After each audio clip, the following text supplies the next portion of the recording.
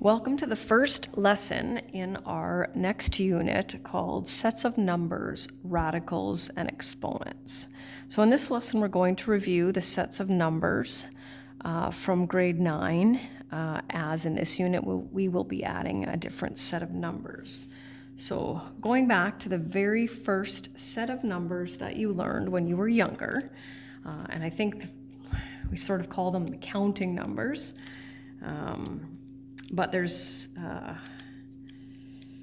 different name for them, and they are called natural numbers. And for each set of numbers, there is a letter, a capital letter that we use to represent them. So unsurprisingly, that for the set of natural numbers, we're going to use the capital letter N, and those are our counting numbers. So you can kind of, just let me put this one up here. So natural numbers, starting at 1, of course, 2, 3, 4, 5, and the dot indicates that we can obviously continue counting for a very long time. Now, the only difference between this set of numbers and the second set of numbers is the addition of one number. So the second set of numbers includes all of the numbers from the first set, as well as one more, and that would be 0. And we call those the set of whole numbers. The letter that we use for the set of whole numbers is a capital W and starts, of course, at 0, 1, 2, 3, 4, etc., etc. Then, at the beginning of grade 9, we look at an additional set. So we still include all of the numbers of the whole numbers and the set of natural numbers. And then in addition, we continue to the left. And so what we're dealing with here is the set of integers. And so normally when I say what capital letter do we use to represent the set of integers? Well, the letter I comes out. Now I is used for another set, but not in the uppercase. I'm not quite sure, to be honest with you, why they've chosen Z, but there it is. And I have 2 sets of dots because integers can go in either direction. So you notice that with these sets of numbers, there are no decimals, there are no fractions, right? Just counting numbers. And then in grade 9, then we also deal with a different set as well called rational numbers. And R is being used, capital R is being used for another set, and you'll see that in the next lesson. So the one that we're going to use for rational numbers is Q. Now, when you see the sort of, let's see if I can sneak it in there. Yeah. The definition of a rational number looks a little bit more complicated, but we're going to translate that below. So you can see I have A over B, where A is an element of or belongs to the set of, and we know now that Z stands for integers, B is also an integer, and B cannot be equal to 0, and we'll kind of review that. So that's what we're looking for. So a rational number is any number that can be written as a fraction. Okay, so that's that A over B part right there, right? Any number that can be written as a fraction, as long as both, so A represents our numerator, the numerator and denominator are integers. So of course that means positive numbers, negative numbers are integers. And the very last part here, B representing the denominator, cannot be 0. And why is that? Well, we know that we cannot divide by 0. And if you weren't sure about that, then by all means take out your calculator. When you type in any other number, 4 divided by 0, your calculator will say that it's an error. And that's of course because it can't be done. So what that means is for rational numbers, this includes all of these sets of numbers, but in addition, so it includes all integers,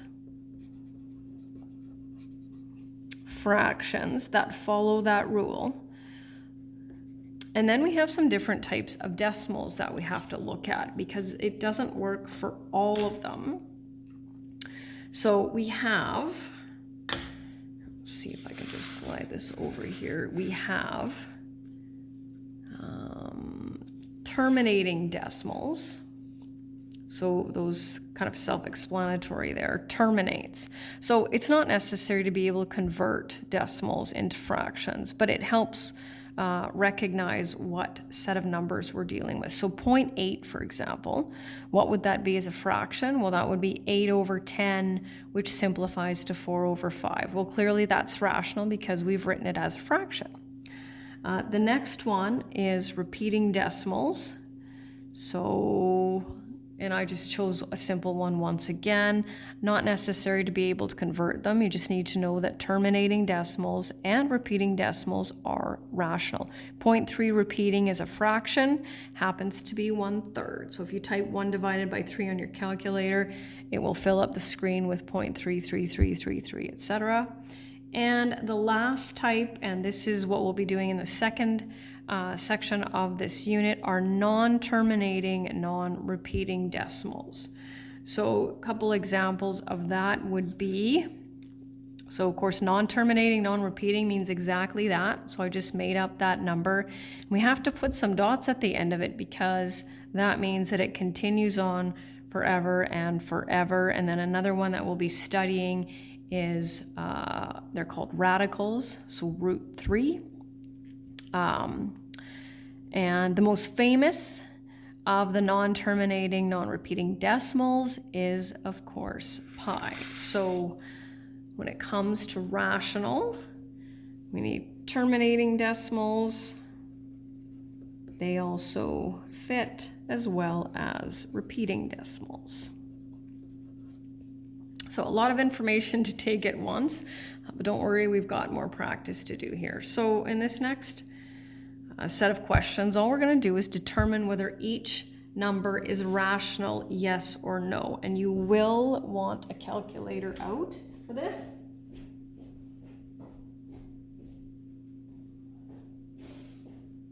I forgot to grab it, so I just quickly ran and grabbed it. So takes a little bit of practice, but right now we're just into the yes, no, right? So rational numbers, any number that can be written as a fraction, right? As long as the numerator and denominator are integers and the denominator is not 0. So we'll make this one, we'll do this one quickly here.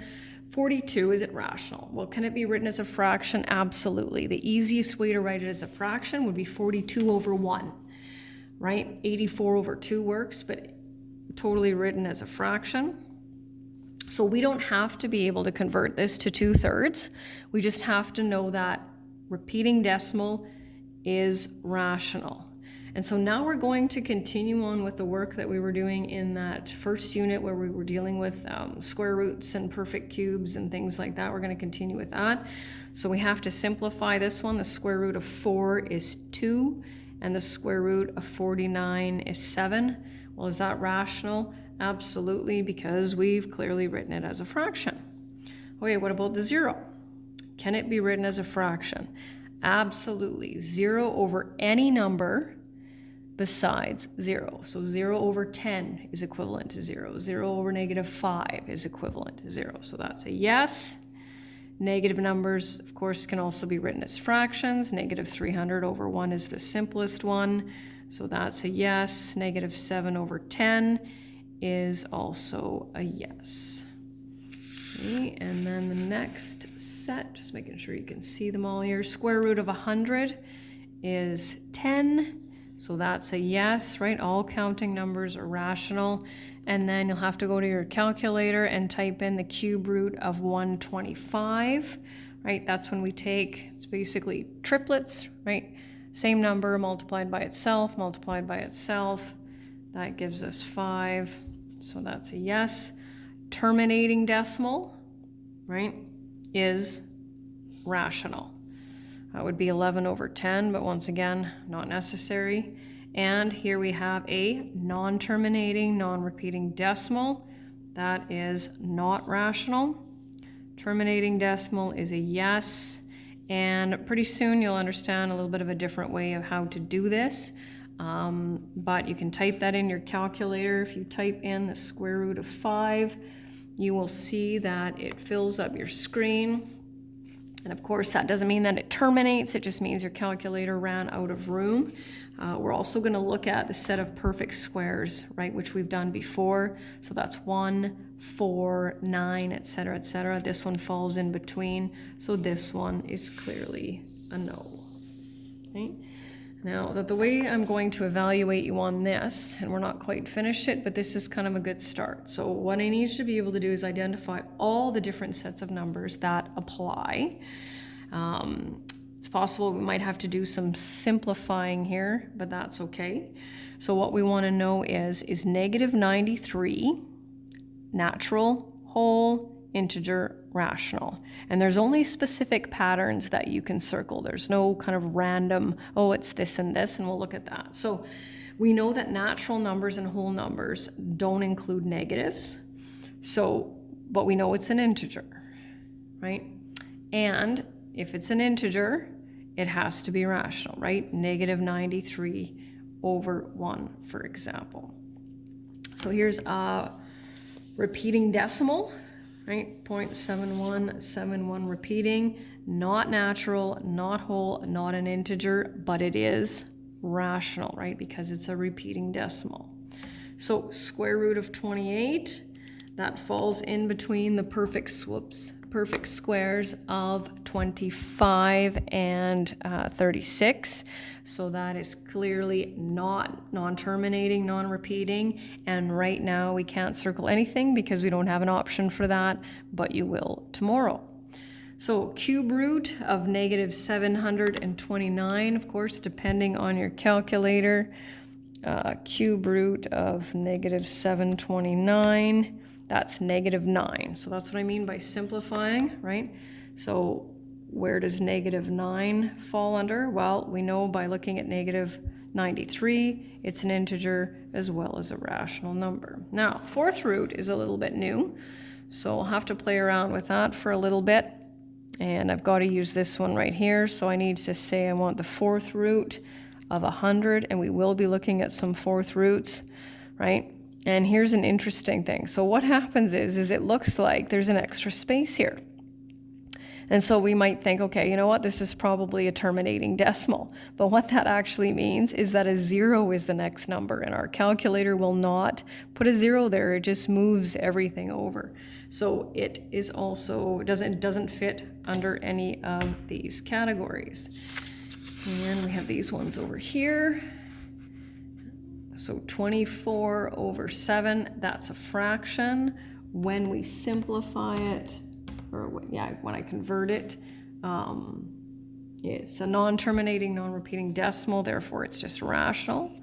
So 0 is not part of the counting numbers, but it is part of the whole numbers, which means by default it has to be an integer as well as a rational number. Terminating decimal, only rational. And what about this? This is our first counting number, right? So of course, when we have 41 of whatever item that is, it's a counting number. If it's a counting number, it also is a whole number, an integer, as well as a rational number.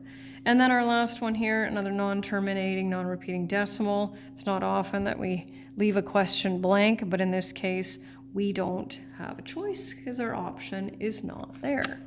Okay, and the last one.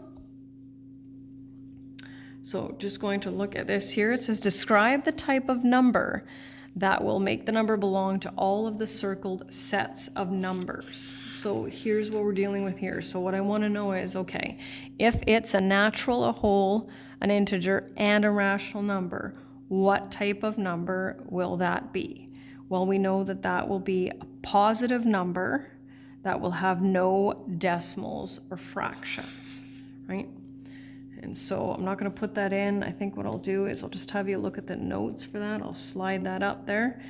So any positive counting number, right? So 14, 99, and 7, right? Just made those up. Positive number with no decimals or fractions. Well, maybe I'll write it in. positive number, no decimals or fractions. Okay. Fractions, I guess I'll sneak it over there. Okay, in order for it to belong to, right, the whole numbers, the integers, and the rationals, we only have one possibility, right? And that, of course, is the 0. 0. Right? The next one, if it's an integer and a rational number, right, it has to be a negative number with no decimals or fractions. So negative number, no decimals or fractions.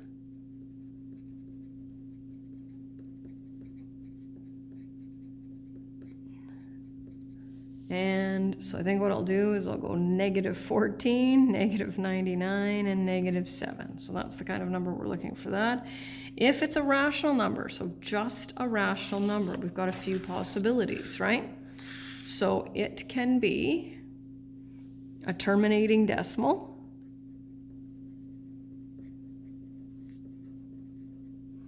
fraction, or a repeating decimal. So we'll just put one of each here. Decimal, let's see, so we'll go with, I don't know, 14/3. Doesn't matter if they're positive or negative. What do I need next? Terminating decimal, 2.5. Terminating decimal. And a repeating decimal of, let's see, 6.12, right? Those are all rational and rational alone. And then the last one is, of course, when you're leaving it blank, which we won't be leaving blank for long because I'll add something there. If it's none of those, that means it has to be a non-repeating, non-terminating decimal or a non-perfect square radical. And don't worry about that for now. We'll get into that. Non-perfect square radical. So, or perfect cube radical for that means. So let's see, 11 falls in between the perfect squares of 9 and 16. I'll do a cube root one of 4. Falls in between the perfect cubes of 1 and 8. And let's see, 6.21204 ... And that is the end of the first lesson. Thanks for listening.